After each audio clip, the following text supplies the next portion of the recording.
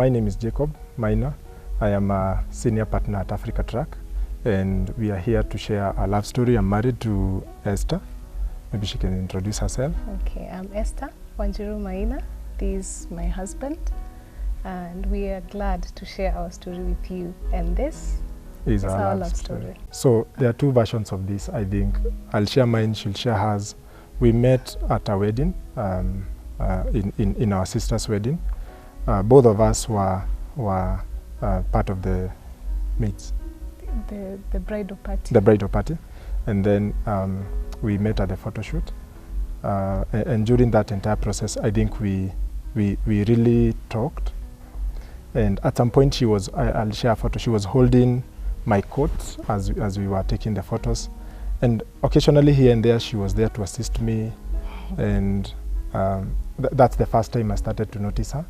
And at some point she even told me to go, we share food together, but she doesn't remember that story. So that's the first time I can say we met. So here is another version. I think there are two versions. So it was at his sister's wedding. And surprisingly, we were not sure whether we were to be in that bridal party because he had some mixed feelings about it. For me, I was looking for finances, so we were not so sure, both of us, and we didn't know each other. So it was during the photo shoot that we just had some time to talk, you know, the bridal party, interacting. Then, yeah, I think I held his coat. The reason I held your coat was because he was playing with a baby near the swimming pool. So for me, I reasoned it's either the baby falls in the water or his coat. So I chose, good Samaritan, to pick his coat so that he could play around with the baby. So the rest is history. Then there were some cupcakes for us to share. I saw that he didn't have someone around him. I requested him to help me distribute the cakes. So with the interaction, I got to know he's in IT, I'm also in IT. Yeah, and we exchanged contacts. And here we are. Who said I love you first? Say the truth. Of course it was me. And the reason I said it was different versions is because for me, I saw the way she was assisting me at the wedding, and I felt kind of we are cultivating already a friendship. And so when I got the opportunity, I made the first move, of course. I hadn't seen it coming.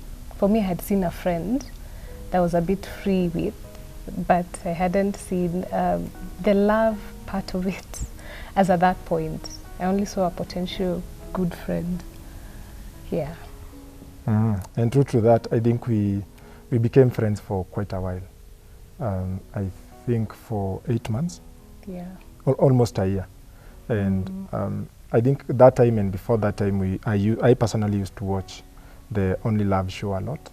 There are couples that inspired me, and I was sure that when I get someone, I wanted to come and share a story, because when you're inspired in a place, it's only good if you can also inspire other people.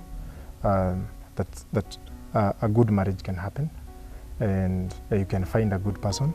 So there are even couples in this that really inspired me. I was telling her about a couple that I would really want to meet that was called, I think, Doris and yes, Doris, I think there was Dominic. Couples that really inspired us to be where we are now. Couples that have been there before. And this program, I believe, impacts a lot of young people, and that's why we had to come and share our story. So we were friends for 8 months or more, and both of us were in different relationships, and that allowed us to become very close and friends without any attachments. So what that did for us is it allowed us to be very close and be very close friends.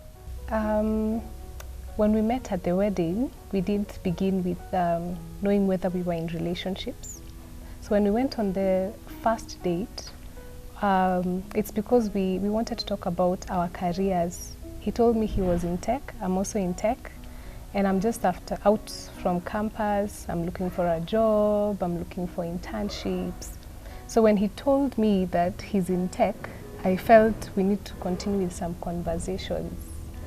So in the conversations is when I think the interest was developing, but I was in a relationship, a serious one, and we were actually planning to get married.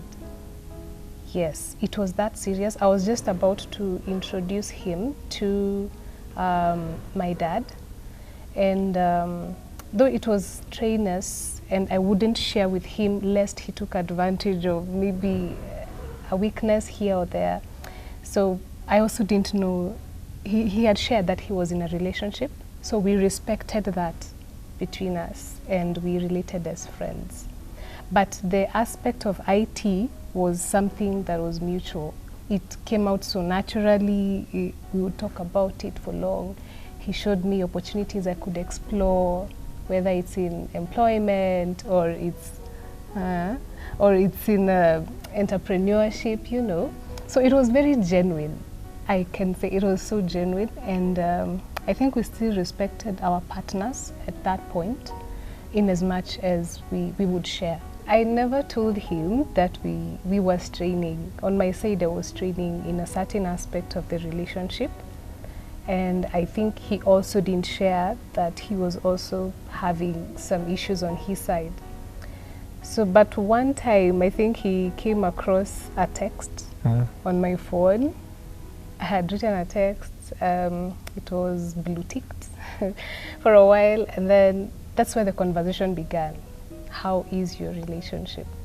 So, in as much as I didn't share a lot about it still, he got a glimpse of what I was going through, but I never exposed it to him. So actually, even now when we are married, he says, I got to understand a certain character in you by just looking at you, try to cover what you were going through without telling me. So he would feel safe to tell me anything, or if we were going through anything, he feels safe that I wouldn't tell anyone. So I think things were not going so well, and yeah, the relationship ended. It was a bit painful, and I didn't want to use him as a fallback. Yeah, a fallback. So I had to take some time to, of course, heal and pray over it. Yeah. And it's funny because from the onset, as she's saying, when we went for the first meeting, if you remember, we went for the first meeting, we were discussing some tech stuff, of course, both of us being in the field. And she was dating, I was dating, and that was long even before we started dating. But on that first date is when I saw a wife in her.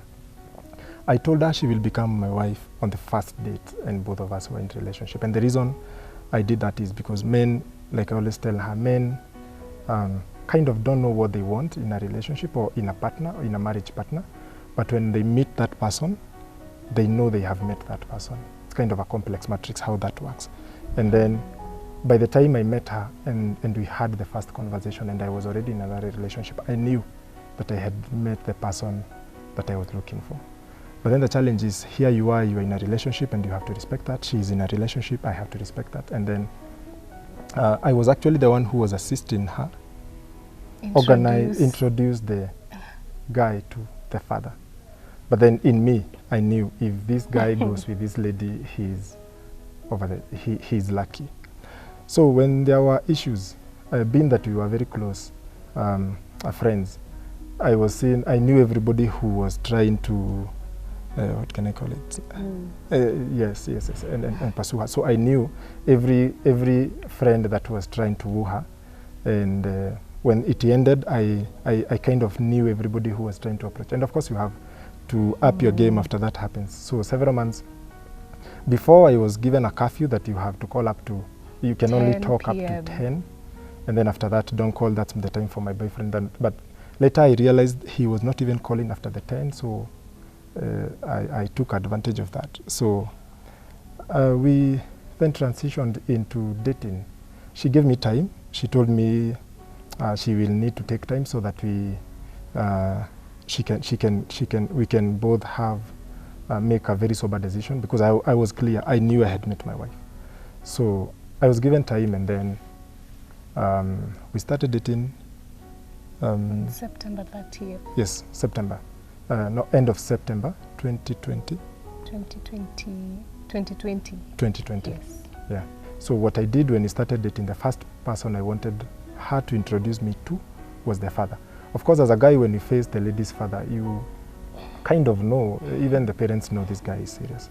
So I told her the first thing she has to do that same month, she has to introduce me to the father. So, and that kicked the ball for Rorashio and the like. So we dated for a couple of months, I think 7 or 8 months before we then started, we did the Rorashio. And the reason I didn't want to take time. I knew. There were, of course, people knew she had separated with the other guy. You can't sleep and watch. She will be taken away. So we did a Rorashio maybe 7 months later. And then definitely that led us to a wedding, which we did in October. October 9th. Yes, October 9th. At first, I took time to pray a lot because I was struggling with my will, and I really wanted to know what God was saying in that season. So it was time for me to retrieve, just take some quiet time, take some personal time to pray until it was clear that this is what really God was speaking as per that season. You know, you don't want to lose, you know, there are so many things that were in my head. Is it the right person? Am I doing the right thing? What if it doesn't work out? But I felt a lot of peace with the decision to continue with the relationship that is leading to marriage. There was just a lot of peace. We didn't struggle with communication. Actually, I was enjoying communication with him. When you go on a date, I think the curfew did us, it was so bad. I would feel the dates were too short. You know, you have to rush before it gets to 10, and he has to leave, I have to leave, and then get to the house before 10. But I think God speaks. God does speak, and it's important for any person to value their relationship with God, because if you know how God speaks to you, even in such decisions, you will feel his voice, you will hear him. He is so clear. He is so clear, and I couldn't doubt it, because I had time to fast. I had time to pray. I had time to read his word, to see how he was ordaining seasons for different people. And you'd see that he ordered steps.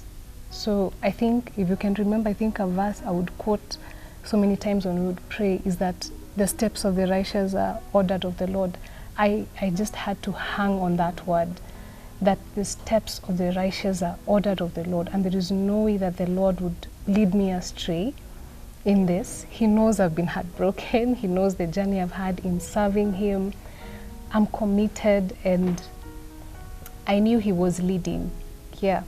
So the fear is whether it's your will or it's God's will. So you need to spend time with the Lord. You really need to cultivate that time to just hear from him, so that it's not about the one you love. It's not about your parents. It's not about the crowd. It's conviction. Yeah. So one thing that has kept us going in the journey of marriage is, I think, the friendship that we cultivated before. I was in when we were dating, no, before we were dating, we were very close. And as she said, her dream is to become a media presenter. That's why she has to explain it so well, so clearly. So we were very close before.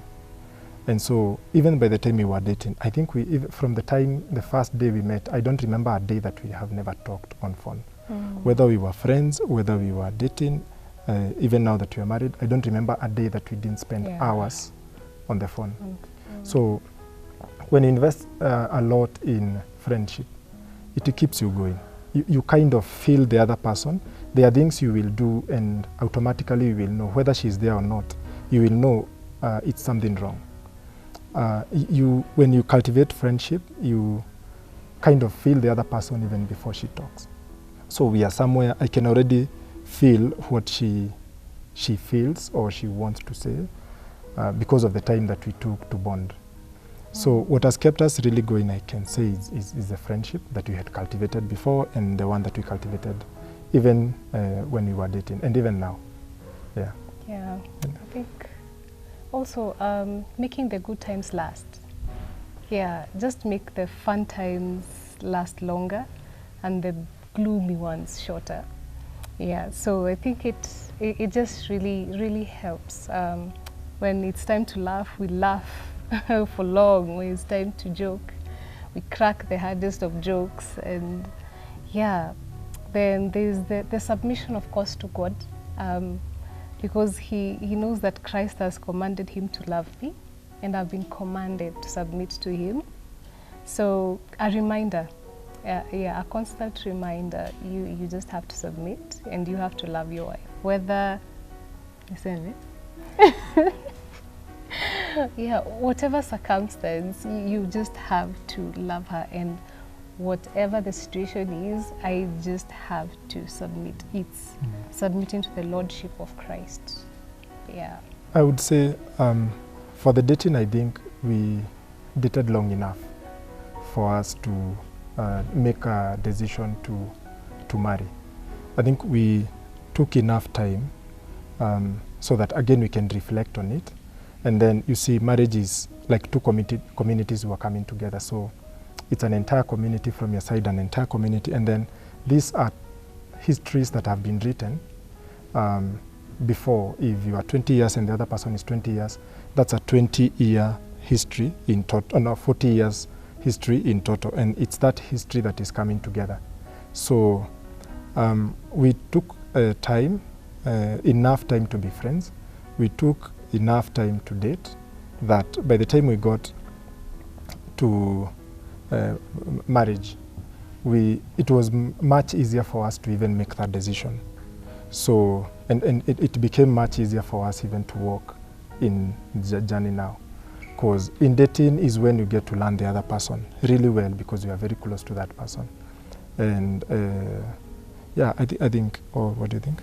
Yeah, and I think the COVID season, we were not able to maybe move around a lot. Sometimes the hotels were also shut. We had to utilize what we had. If it's calls, we invest in calls. If it's maybe just going on a short road trip kind of, yeah, just to utilize the resources that we had at hand. Yeah, then when we would meet, it would be early enough to give us enough time to spend together.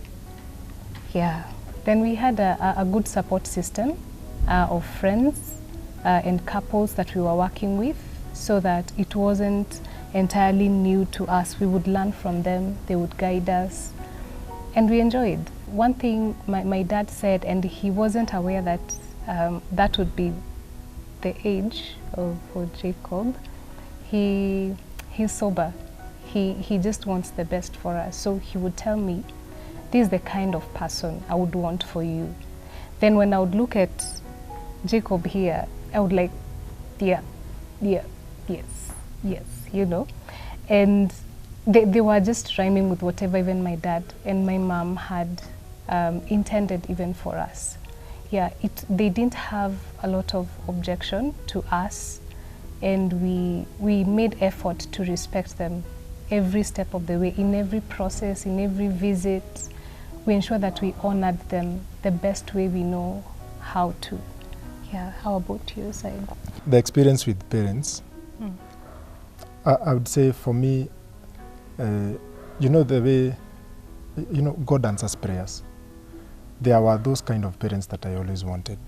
I wanted parents who will genuinely love me, people who are prayerful, and then the kind of parents that I was looking for are what I exactly got in my partner. So the journey of us and parents for my side was pretty easy, because the dad and the parents accepted me from the onset. And they didn't have any issue with me at any point, not any that I know so far. And so my journey of how we went all around those events was pretty easy. But then we had to go to their home several times because of you know, the ratio and planning and the like and the home visit. But for my side, it was good. Yeah, I think I appreciated the first visit that we went, and the dad made a statement that they've already accepted me to the family as the daughter. It was just the introductions. I think that just won my heart. You know, there are these people you've never met. You don't know how you'll be received.